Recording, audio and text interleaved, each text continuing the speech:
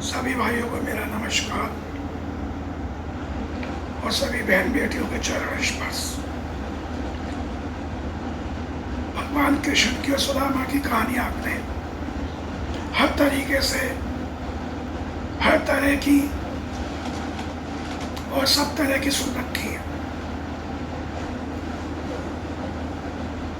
मगर भावपूर्ण, मार्मिक, करुणा से भरी हुई कथा है ये। ऐसी कथा जिसमें भक्त भगवान से कुछ नहीं मांगते और उल्टा भगवान के लिए त्याग करते हैं। उन्हें मालूम है ये ईश्वरीय शक्ति है, वो उनसे कोई इच्छा, कोई अपेक्षा, जैसे हर मनुष्य रखता है भगवान से हम ये मांगेंगे, ये चाहिए, वो चाहिए। सुदामा जी ने कभी कोई इच्छा नहीं रखी।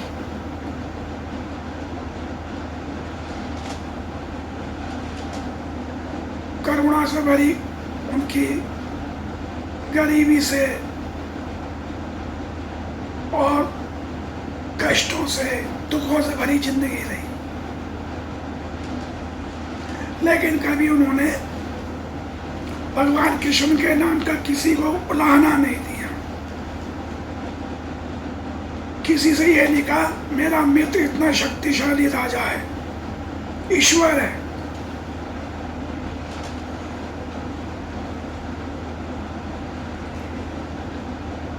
जब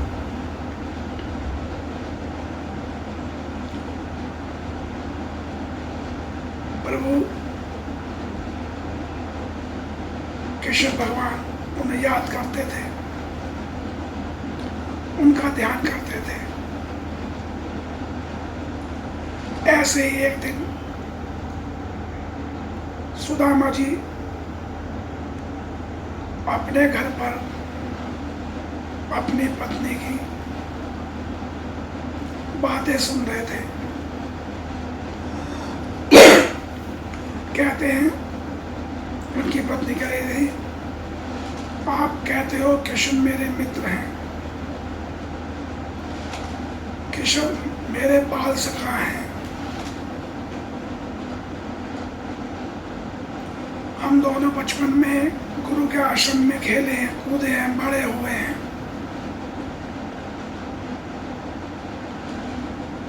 और इस समय हमारा समय बहुत गरीबी में कट रहा है,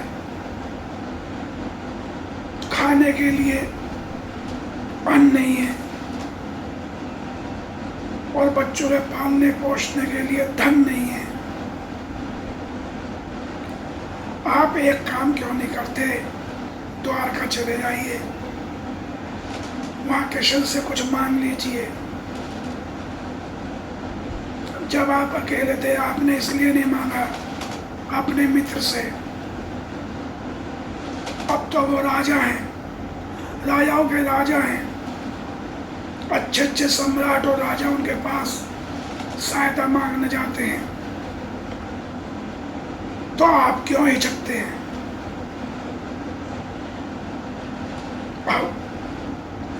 सुदामा जी कहते हैं मैं अपने मित्र को किसी तरह का कोई कष्ट नहीं देना चाहता, उसे ये नहीं लगना चाहिए उसका मित्र इतनी गरीबी में जी रहा है, उससे मांगने आया है कुछ। इससे मित्रता के संबंधों पर फर्क पड़ता है। लेकिन उनकी पत्नी नहीं मानती, कहती आप मेरे लिए और बच्चों के लिए चाहिए, आपको हमारी कसम चाहिए। वो रोटी बना के एक गमछे में बांध के रख देती है। पहले तो सही महीने में पड़ोस से जाके आटा मांग के लाती है, इतनी गरीबी थी सुदामा जी की। इतनी गरीबी सुदामा जी की थी क्या आटा भी नहीं था। तो उसने नमक की रोटी, केवल नमक की रोटी बना के बांध कर रख दी। आटा भी पड़ोस से बांध कर लाई थी। बड़ी दीनहीन उनकी अवस्था थी इस समय। धोती कई जगह से फटी हुई थी सुदामा जी की, बनियान भी पहनने के लिए नहीं था, ऐसे ही चल रही है।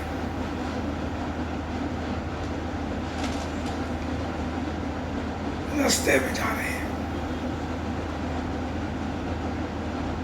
बहुत लंबा सफर है, द्वारका बहुत दूर है। क्या कहूंगा कन्हैया से, किस मुख से कहूंगा कन्हैया से, कैसे कहूंगा कन्हैया से तेरा मित्र तुझसे कुछ मांगने आया है। कन्हैया कहीं मुझे भूल तो नहीं गया होगा, कहीं मुझे पहचानने से इनकार न कर दे। हजारों तरह की बातें। एक गरीब व्यक्ति आज के समय में जब परेशान हो, तो जब रिश्तेदार मित्र खानदान का कोई आदमी काम ना आता हो, तो उसके दिल से पूछो क्या गुजरती है उस पे, वो किससे क्या मांगे, मांगेगा मिलेगा भी या नहीं मिलेगा। कहीं दुत्कार के ना भगा दे, या किसी के हाथ से बाहर ही ना भगा दे।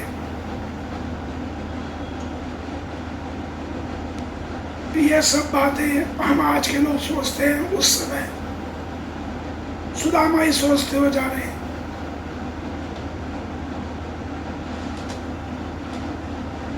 अब करुणा और दया देखो, सुदामा जी जा रहे हैं, महीनों की यात्रा है। एक रोटी में से 8 हिस्से करते हैं। एक रोटी में से 8 हिस्से करते हैं और 2 महीने के हिसाब से उन टुकड़ों को रखते हैं।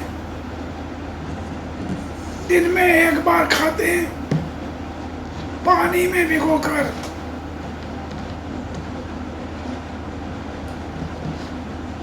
कहीं कुछ मिल गया, किसी ने दे दिया रास्ते में, गरीब ब्राह्मण जान के,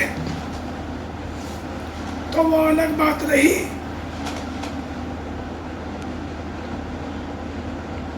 लेकिन भगवान कृष्ण के बारे में सोचते या नहीं, मेरा कन्हैया है, सब दुख हर लेगा, अपने मित्र को भूलेगा नहीं। कृष्ण कृष्ण करते हुए जा रहे हैं। अब क्या मनोदशा होगी, भगवान कृष्ण सब देख रहे हैं, मेरा मित्र आ रहा है। भगवान भी सारी परीक्षा लेते हैं रास्ते पर। भगवान बहुत कठोर है, पूरी परीक्षा लेते हैं सुदामा की। पांव में कांटे चुभ गए हैं, खून बह रहा है, हालत खराब है पैरों की।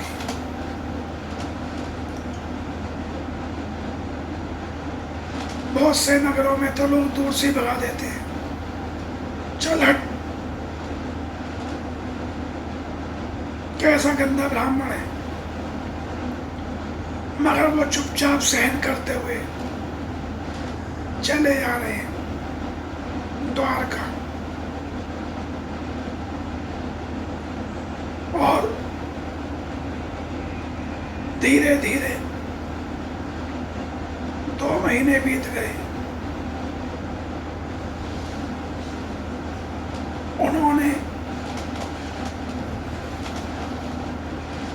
जो टुकड़े तैयार कर रखे थे रोटी के, एक दिन में एक टुकड़ा खाते थे, बाकी पानी में भिगो के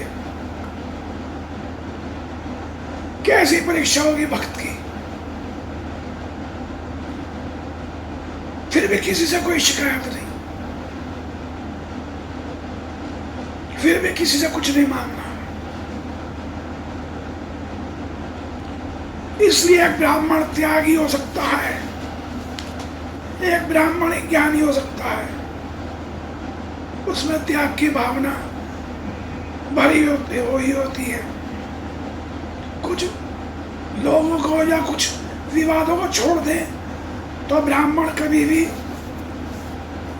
बहुत कम लालची होता है, बहुत कम किसी का बुरा करने वाला होता है।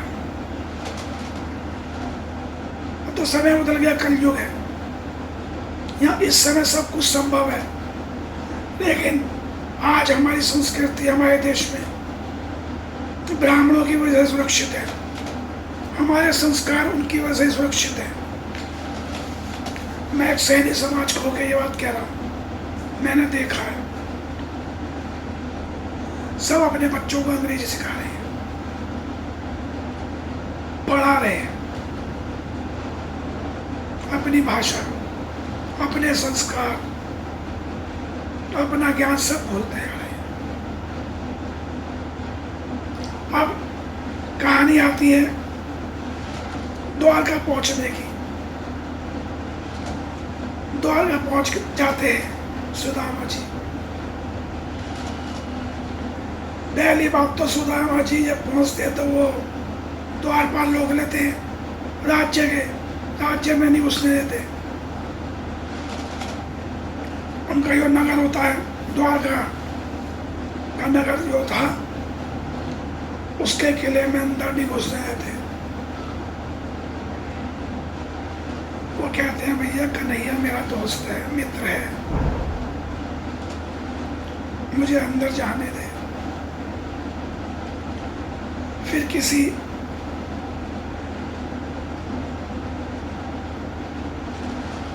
द्वारपाल को उस पे दया आती है, या वो कहता तो उसे जाने दे भाई, ये क्या करेगा, कितना निर्धन कितना गरीब ब्राह्मण है, जनेऊ उसके गले में पड़ा हुआ है,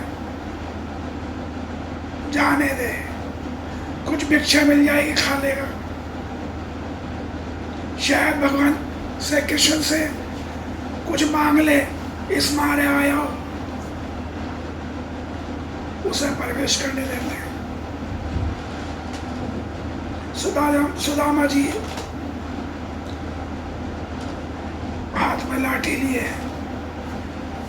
पैरों से खून बह रहा है, मवाद पड़ चुकी है, चला नहीं जा रहा, लंगड़ा कर चल रहे हैं। एक चौराहे पर जाके महल का रास्ता पूछते हैं, सब लोग उन्हें देखने लगते हैं, मजाक उड़ाने लगते हैं, क्योंकि द्वारका में कोई गरीब था ही नहीं। अरे ब्राह्मण तू कहाँ से आया है इस राज्य में, कहाँ का रहने वाला है। जब सुदामा जी बताते हैं मैं कृष्ण का मित्र हूँ, कन्हैया का मित्र हूँ, तो सब जोरों से हंसते हैं, कन्हैया का मित्र इतना गरीब कभी हो सकता है, क्यों मजाक उड़वा रहा है अपना।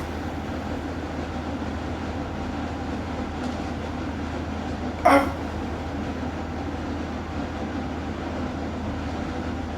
सब उसका मजाक उड़ा रहे हैं, आगे चलते हैं। इतने में एक रथ जा रहा होता है, रथ में अक्रूर जी बैठे हैं। अक्रूर जी सुदामा को नहीं पहचान पाते, कहते हैं ब्राह्मण कहाँ जा रहे हो, कहे मैं कृष्ण से मिलने जा रहा हूँ। कि अच्छा कौन हुआ, मैं उनका मित्र हूँ। अक्रूर जी सोच में पड़ जाते हैं, कृष्ण का मित्र इतना गरीब दीनहीन, कह रही है रास्ता जा रहा, आ जाओ। अक्रूर जी अंदर पहुंचते हैं रथ लेकर, द्वार पर अंदर मुख्य द्वार के जो महल का द्वार होता है उससे कहते हैं जाके महाराज से कहिए अक्रूर जी मिलने आए हैं। अंदर जाता है, भगवान बैठे हैं अपने झूले पे, रुक्मणी साथ में है, सतभामा, जामवंती और अनेकों रानियां खड़ी हैं, भगवान की सेवा में लगी हुई है। अक्रूर जी को कहते हैं आ जाइए। अक्रूर जी क्या खबर लाए हो? राज्य में सब सही सलामत है? अड़ोसी पड़ोसी राज्यों की क्या हालत है? अक्रूर जी कहते हैं प्रभु बाकी बातें तो मैं आपको बाद में बताऊंगा। एक गरीब ब्राह्मण, दीनहीन अवस्था है, बड़ी बुरी हालत है, पैरों से खून बह रहा है, मवाद पड़ चुकी है। वो रास्ते में पूछता हुआ आ रहा है, शायद महल के द्वार तक पहुंच गया होगा। नाम अपना सुदामा बता रहा है। सुदामा का नाम सुनते ही भगवान कृष्ण एकदम खड़े हो जाते हैं। क्या नाम बताया आपने? सुदामा। रुक्मणी हैरान, सतभामा हैरान, जामवंती हैरान, बाकी सारे रानियां आश्चर्य से, कन्हैया को कृष्ण को क्या हुआ है? द्वारकाधीश को क्या हो गया? इधर सुदामा जी द्वार पर पहुंच गए और द्वारपालों से विनती करते हैं कृष्ण को बुला दो, मैं उनका मित्र हूं। सब द्वारपाल मजाक उड़ाने लगते हैं। ये द्वारपाल कहता है कन्हैया जी का कोई मित्र गरीब है ही नहीं, हम कैसे मान लें आप उनके मित्र हो? वो भैया कहते हैं भैया मैं वहां से आ रहा हूं, मथुरा के पास से, वृंदावन से, तुम उनसे कह दो। कह रहे हमें आपकी बातों का विश्वास ही नहीं हो रहा, इतनी दूर से कोई कैसे आ सकता है पैदल? तरह तरह की बात कर रहे द्वार पर। कहते हैं भैया बुला दो, नहीं तो मैं यहीं बैठ जाऊंगा। क्या आप यहीं बैठ जाओ, जब महाराज अंदर से आएंगे द्वारकाधीश हम आपको मिलवा देंगे। द्वार पे खड़े हैं सुदामा जी।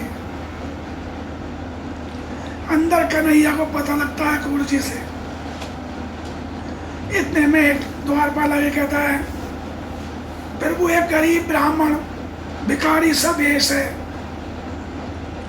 नीचे की धोती पहनने वाली भी फटी हुई है, पैरों से खून बह रहा है, जनेऊ धारण कर रखा है, रंग भी काला पड़ गया है और वो आपको बुला रहा है, पुकार रहा है। इतना सुनना था, कन्हैया नंगे पैरी भाग लिए। अक्रूर जी हैरान, रुक्मणी हैरान, सतभामा जामवंती आश्चर्य में, भाई ये क्या हो गया, ऐसा कौन है?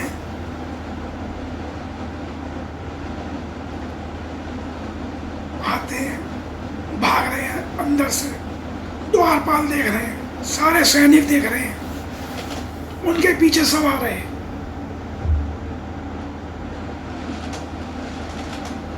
और भागते भागते पीताम्बर गिर गया, कृष्ण भगवान का कपड़े अस्त व्यस्त हो गए, मोतियों की माला टूट के गिर गई। कन्हैया भाग रहे, द्वार पर पहुंचते हैं। उधर राज्य के जो लोगों से, जिनके सामने से सुदामा जी होते हुए आए थे, जो मजाक उड़ा रहे थे, कह रहे भी देखते चलते हैं इनके पीछे पीछे कि ऐसे कैसे मित्र हैं कन्हैया के, कृष्णा के, द्वारकाधीश के। उनके राज्य में तो कोई गरीब है ही नहीं, ना उनका कोई मित्र गरीब है। पीछे भीड़ खड़ी हो जाती है, देख रही है। कन्हैया मुख्य द्वार पहुंचते हैं। सुदामा सुदामा चिल्लाते हुए, और मुख्य द्वार के द्वारपाल देखते सुदामा चिल्ला रहे, सुदामा ये अपना नाम बता रहा है। सब पीछे हट जाते हैं डर के मारे। कह रहे भैया साक्षात द्वारकाधीश ही नाम बोलवा रहे हैं। और सुदामा जी अपने बाहें फैलाए थे, मित्र, मेरे कृष्ण, मेरे कन्हैया, मेरे नंदलाल, मेरे गोपाल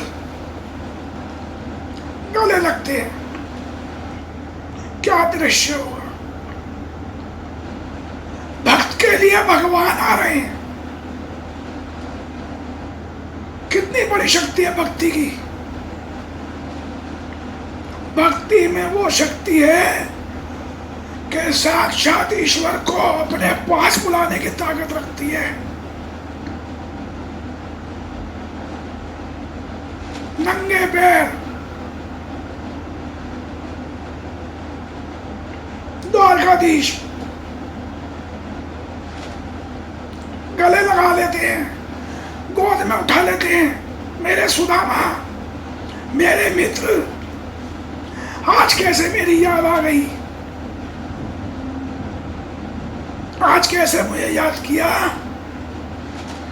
मैं तो तुम्हें रोज याद करता था, लेकिन तुमने मुझे दिल से याद नहीं किया।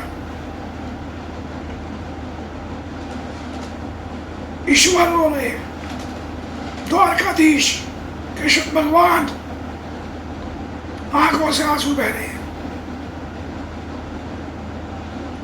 और सुदामा के तो बोल ही नहीं निकल रहे।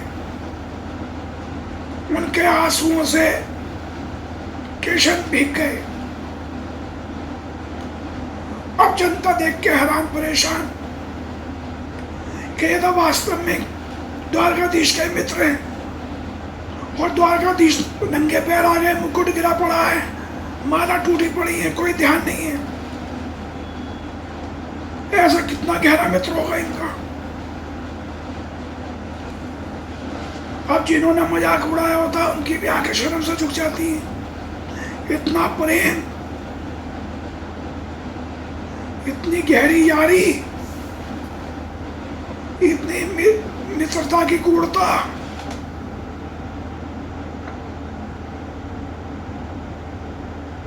अकुर जी रथ लेके आते हैं, पर वो इसमें विराजमान होइए और अपने मित्र को भी विराजमान कीजिए।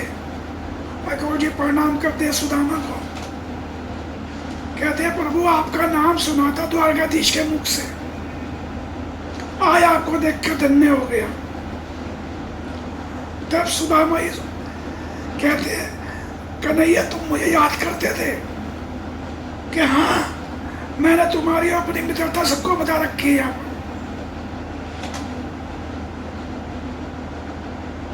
अंदर जाते हैं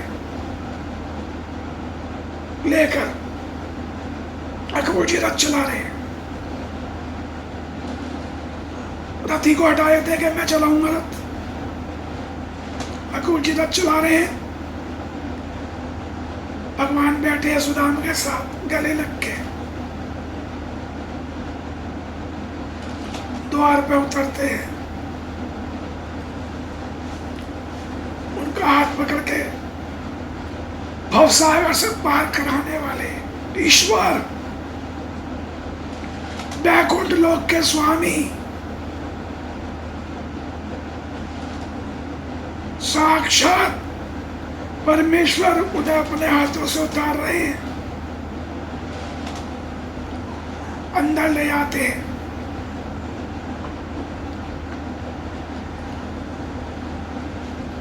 गद्दी पे बैठाते हैं, अपने सिंहासन में। कहे मित्र यहां नहीं बैठूंगा, ये तुम्हारा स्थान है, मैं यहां बराबर बैठूंगा। कहते हैं नहीं मित्र, तुमसे ऊंचा स्थान नहीं है ये। कह नहीं मित्र, तुम्हारे साथ ही बैठूंगा बस। क्या दृश्य होगा। भक्त भगवान से मांगते हैं, प्रार्थना करते हैं, क्या आपके चरणों में जगह दे दो। यहां भगवान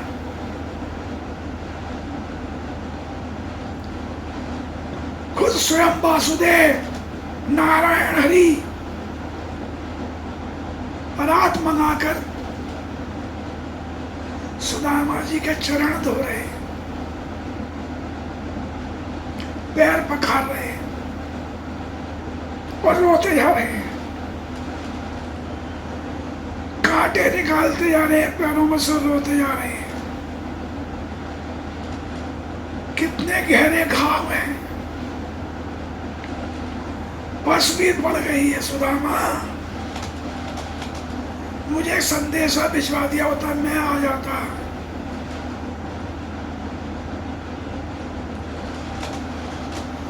अब रुक्मणी तो समझ जाती है मित्र हैं, जब खुद स्वयं पैर धो रहे हैं, इनकी कहानी इन्होंने हमें सुनाई है, लेकिन इतने करीब है।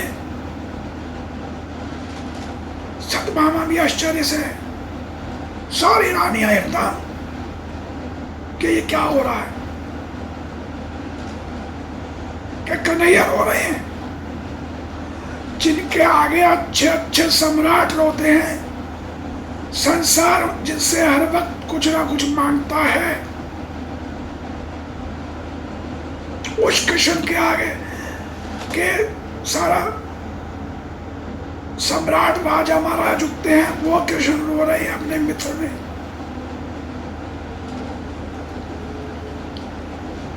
बड़ी करुणा भरा माहौल है, ममता भरा माहौल है। यहाँ ईश्वर हो,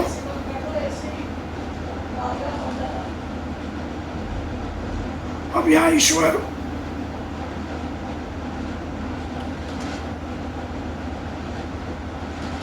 ईश्वर हो रहे हों और करुणा के एक एक बूंद, एक एक आंसू की बूंद गिर रही हो।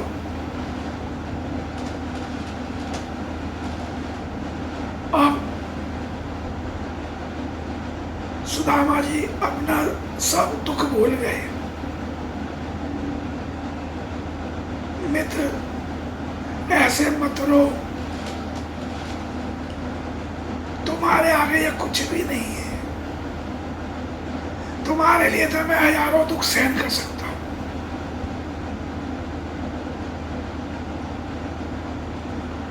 रुक्मणी रसोई बनवाती है, उनके लिए बिस्तर लगवाती है,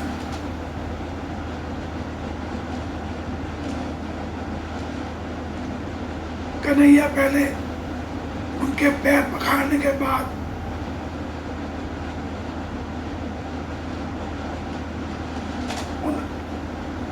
उनका क्या कहते हैं, पूरा कपड़ों से सब तरह से उन्हें श्रृंगार करने के बाद उन्हें कहते हैं आओ पहले भोजन करो। अपने हाथ से भोजन करा रहे अपने मित्र को। ये भक्ति की शक्ति, समर्पण की भावना, ज्ञान पीछे छूट गया। यहां श्रद्धा की जगह करुणा ने ले लिए, ममता ने ले लिए। बुद्धि की जगह, अहंकार की जगह प्रभु के करुणा रूप ने ले लिए। भोजन कराने के बाद उन्हें बिस्तर पर लेटाया, उनके पैर दबा रहे और बातें कर रहे हैं।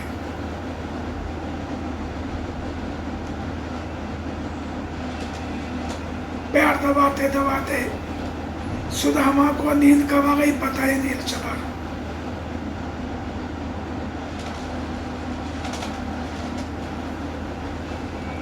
जब भोजन करा रहे होते हैं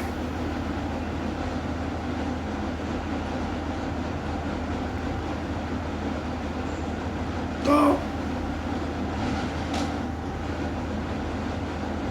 उस समय पूछते हैं,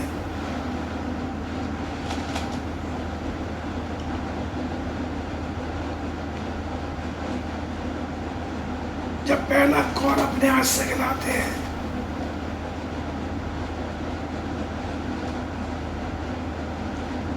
सुदामा जी को, एक लोग दे देते हैं, दूसरा कौर खिलाते हैं, दूसरा कौर दे देते हैं। जैसे ही तीसरा कौर खिलाने वाले होते हैं, रुक्मणी कहती है, प्रभु उन्हें भी अपने हाथ से खाने दो।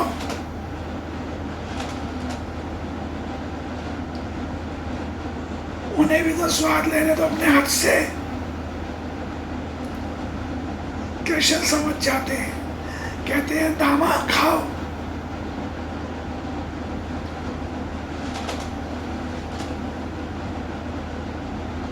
तो कहते हैं भाभी ने क्या भेजा मेरे लिए, छुपाते हैं।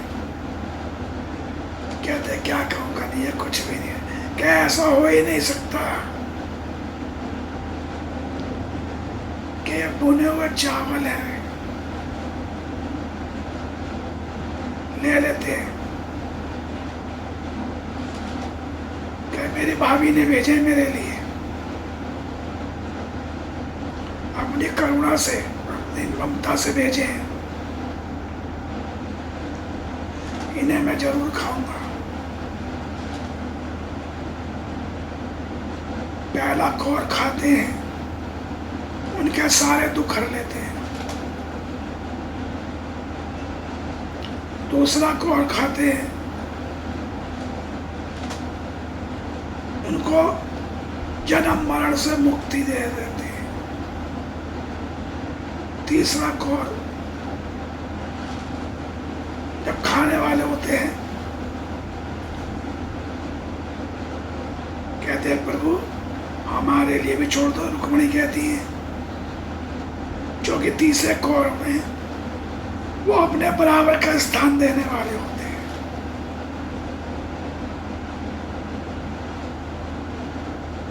ये थी करुणा निधान परमेश्वर ईश्वर कृष्ण की ममता, दया, कृपा, भावना। कहते हैं उनके पैर दबाते दबाते जब सुदामा सो जाते हैं, रुक्मणी चुपचाप बुला के ले आती, प्रभु आओ। श्री कृष्ण समझ जाते हैं कि दामा को थोड़ी देर सो जाने दो। अपने कमरे में ले आती है, सारी रानी आ जाती है कि प्रभु ऐसा क्या था इनकी भक्ति में जो आपने इन्हें तीनों त्रिलोक सब कुछ देने को तैयार हो गए। आपके आगे तो अच्छे अच्छे राजा महाराजा झुकते हैं, सम्राट झुकते हैं।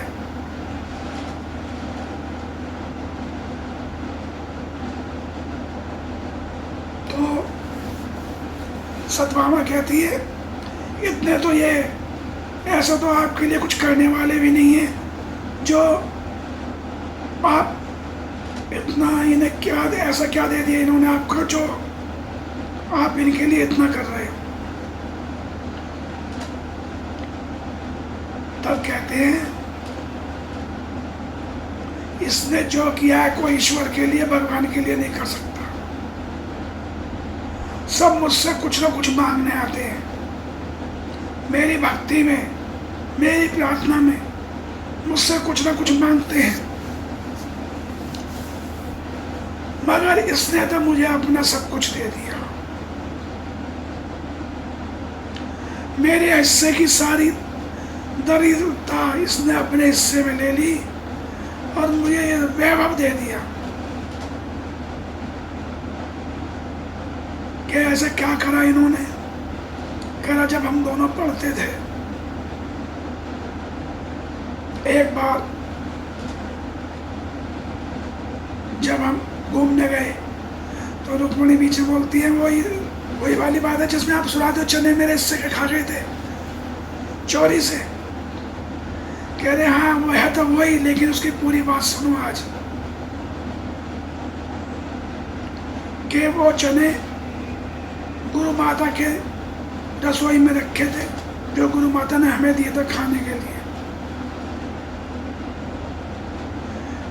लेकिन वो चने एक चोर भागते हुए हमारे यहाँ रसोई में फेंक गया था।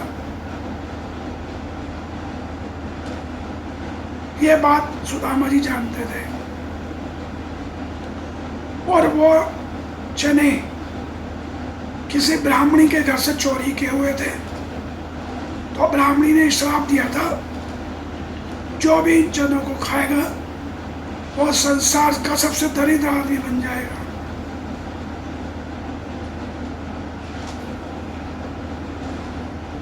अब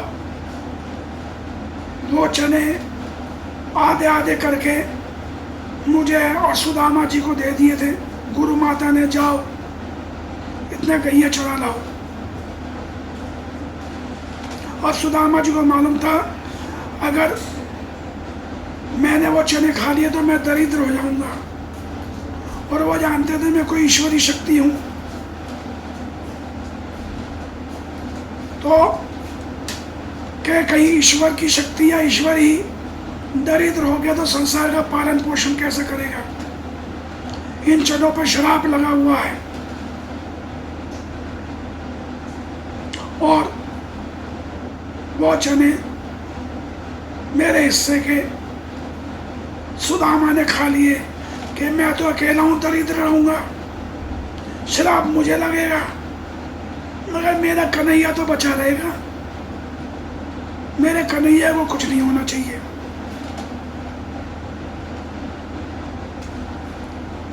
रुक्मणी की आंखों में आंसू आ गए। इतना बड़ा त्याग। सतभामा कह क्षमा करना प्रभु, हर कोई आपसे कुछ ना कुछ मांगता है, इतना बड़ा त्याग तो हम में से कोई भी नहीं कर सकता। क्या आपकी दरिद्रता सुदामा ने ले ली? क्या हाँ रुक्मणी इसीलिए कहा था उसके आगे तीनों त्रिलोक कुछ नहीं है। उसे यह मालूम था मैं ईश्वर की शक्ति हूं या ईश्वर हूं, बस। और वो मेरे नाम लेते हुए मेरे मुंह में रहता था कि मैं मेरे लिए क्या करे क्या ना करे। मेरे सारे काम यही करता था सुदामा। कभी इसने मुझसे कुछ नहीं मांगा। उस समय भी जब मैं मथुरा का रक्षक बना तब भी नहीं मांगा, यहां आ गया तब भी नहीं मांगा।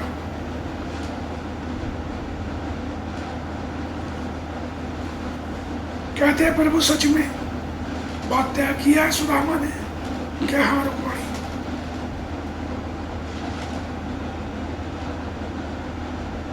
करुणा से दया से और सबके नेत्र एकदम सजल आंसुओं से भर गए, सब रानियों के।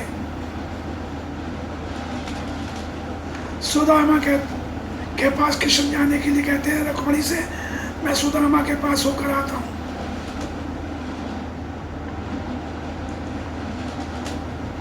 सुदामा उठते हैं, कन्हैया आते हैं। क्या दामा बोलो। क्या कृष्णा मुझे चलना पड़ेगा, घर जाना है, मेरी पत्नी इंतजार कर रही होगी। आज कई दिन बीत गए हैं और सुदामा जी की हिम्मत नहीं हो रही कुछ मांग ले अपने मित्र से। भगवान देखो, भगवान यहां भी परीक्षा ले रहे हैं। वो भी नहीं कहते मैं तुम्हें सब कुछ दे दिया है या दे रहा हूं।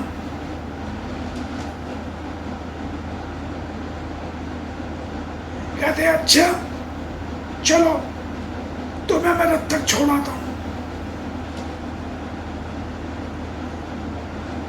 उन्हें रथ तक छोड़ के अंदर आते हैं।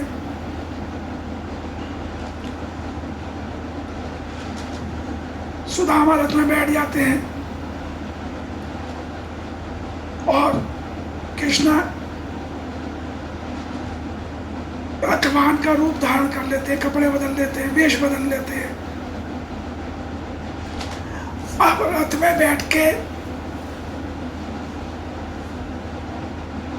जा रहे हैं कृष्ण भगवान और सुदामा जा रहे हैं।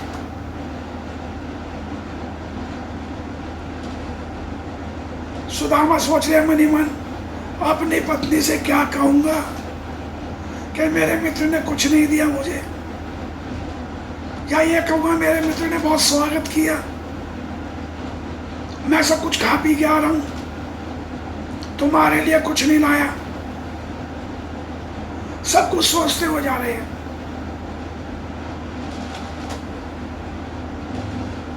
रास्ते में भगवान अपने भक्त की परीक्षा आखिरी समय तक लेते हैं।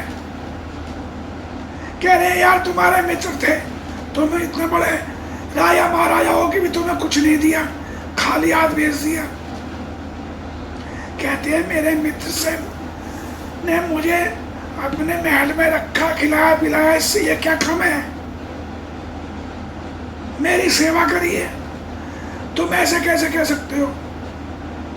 रथवान से बोलते हैं, कहते हैं कुछ भी खाओ सुदामा जी, आपके मित्र ने खाली हाथ भेज दिया, आपको कुछ नहीं दिया। कहते हैं मेरा मित्र है, मेरी सेवा करने में भूल गया होगा, कोई बात नहीं, उसे मेरा ध्यान तो रहेगा, मैं उसका मित्र हूं। वो रथवान की सारी बातें काट रहे हैं। कह रहे मेरे मित्र को कुछ मत कहो, उसने मुझे पहचान लिया, यही बहुत है मेरे लिए। कह रहे आप घर आओगे, आपकी पत्नी बच्चों से क्या कहोगे? अरे कहना क्या है, कह दूंगा मैं भूल गया, मैंने मांगा ही नहीं।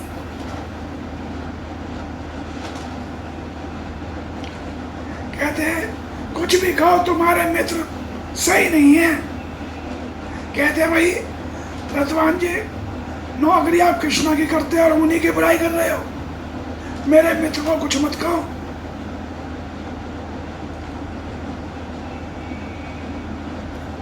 तेज घोड़ों से एक रात में चल के पहुंच जाते हैं। नगर से बाहर रुक जाते हैं तो कृष्ण कहते हैं देख लो सुदामा जी क्या जवाब दोगे? क्या कुछ नहीं देना मित्र? अपने मित्र के लिए क्या कहना, मेरा मित्र है, मैं उसकी बुराई नहीं सुन सकता, बस और मेरा मित्र है, मेरा ईश्वर है। यहाँ कृष्ण अपने असली रूप में आ जाते हैं। सुदामा कहते हैं मित्र मेरी परीक्षा ले रहे थे, अपने मित्र पे विश्वास नहीं है। कहता दामाद तुम पर तो विश्वास अपने से ज्यादा है, मैं तुम्हारी परीक्षा नहीं ले रहा था, मैं ये सोच रहा था भाभी से क्या कहोगे, क्या कहना क्या है? मेरा मित्र आ गया साक्षात। वहां पहले ही कन्हैया ने विश्वकर्मा को आज्ञा दे दी होती है एक सुंदर महल बनाओ जिसके अंदर सारी सुविधाएं हों, और वहां सुदामा की पत्नी को और उनको पुत्र को बैठाओ, हम पहुंचने वाले हैं।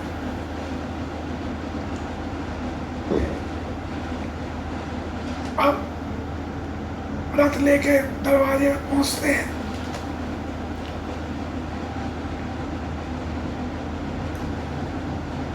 तो अब घर की जगह महल खड़ा है बहुत बड़ा।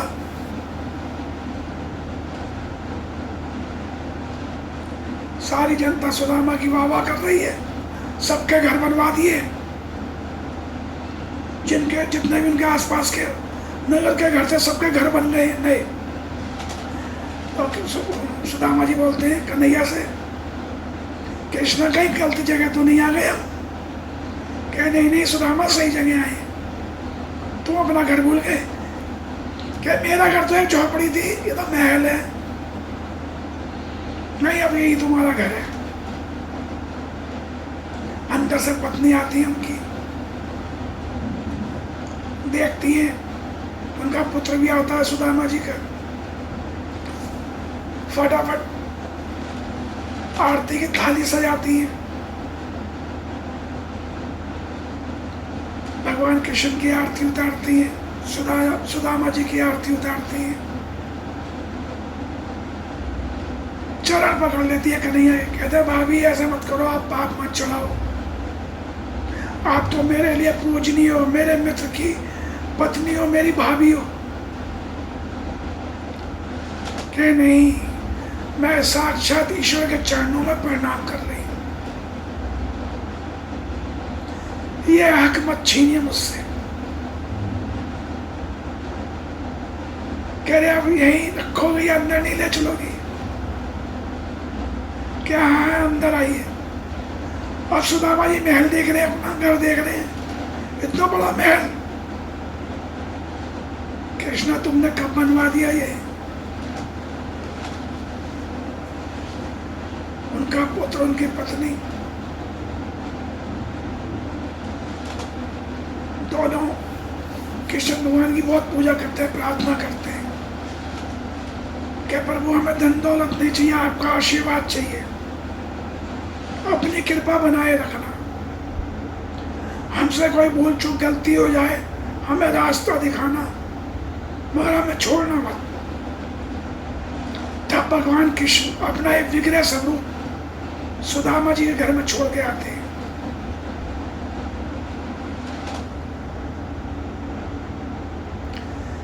कहते हैं दामा मैं चलता हूं।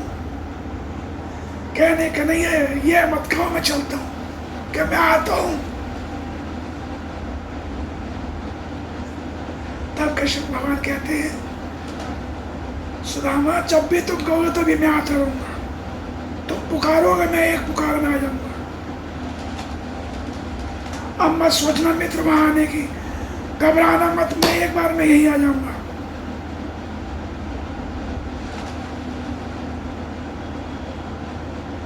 सुदामा के गले लगते हैं, मित्र तुमने इतना कुछ दे दिया,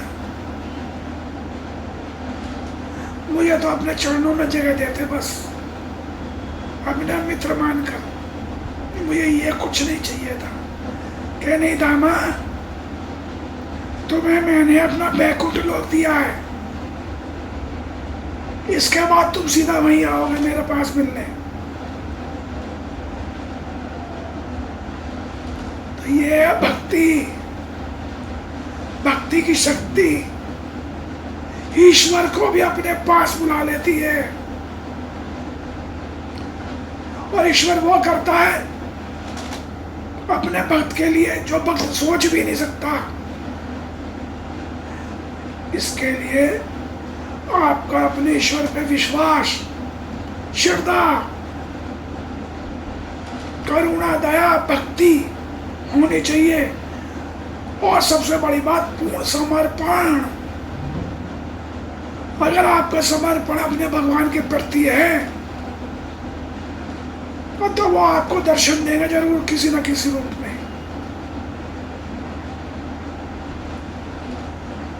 नगर के सारे लोग आए हुए हैं सुदामा से मिलने। तब सुदामा जी कृष्ण से कहते हैं प्रभु एक बार सबके दर्शन दे दो, ये मेरी इच्छा है सबके लिए। तब भी कृष्ण कहते हैं अब भी अपने लिए नहीं मांगा, अपने नगर के लोगों के लिए मांगा है, औरों के लिए मैं सबको दर्शन देता हूं। भगवान बाहर आए, सबको दर्शन दिए, सबसे आज्ञा ली, चले गए। तब सब नगरवासी सुदामा जी को प्रणाम करते कहते महाराज गलती हो गई, हम आपको क्या समझते थे, हम समझते थे आप ऐसे ही बोलते रहे हो कृष्ण मेरे मित्र हैं, लेकिन सच में आप कृष्ण आपके मित्र नहीं, आप कृष्ण के सच्चे मित्र हो। जहां साक्षात ईश्वर उनके घर आ गए,